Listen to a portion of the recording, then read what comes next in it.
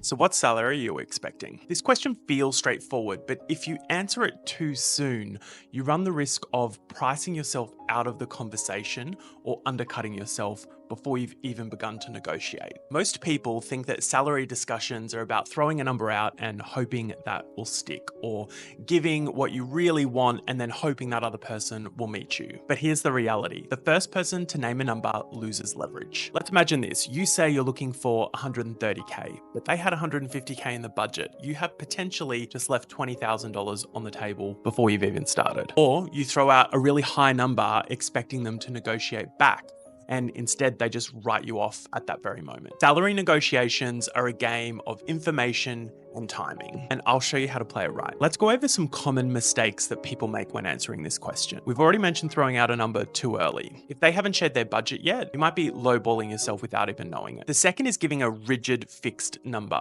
You say the minimum I will accept is 150K. You've locked yourself in. There is no room for discussion or flexibility. And thirdly, saying, I'm open to anything. This one sounds easygoing, but it actually sends a signal that you either haven't done your research or you don't know your worth. So instead of giving away your leverage, here is the right way to answer the question. When they ask, what salary are you expecting? Turn it back to them and say something like, I'd love to understand the budget for the role. What's the range that you've allocated? This puts the ball back into their court. Let them speak first. Sit silently after you ask this question. If they push back and insist that you answer the question, never give a single number, always a range. You could say, based on my research, roles like this generally fall between X and Y. But of course, I'd love to learn more about this role, the total remuneration package, and any other benefits that might be on offer. Notice how I said roles like this. You're framing it as market data, not just personal preference or opinion. And finally, remember to keep the conversation open. Salary is just one part of compensation. Depending on your role or the type of organization you're in, there could be a range of other financial or non-financial benefits to consider. And in my experience, people often forget that you can negotiate around some of these elements as well. So consider whether you might want to negotiate around flexibility, a professional development budget, adjusting any bonuses, or having any additional leave added into your agreement. And helping focus on some of these elements can help show that you're strategic, thoughtful, and focused on the big picture. The more you know about their budget, expectations, the role scope, the better informed you are to negotiate a salary. And if you found this helpful, follow for more career advice, and I'd love to hear in the comments, have you ever regretted naming a number too soon?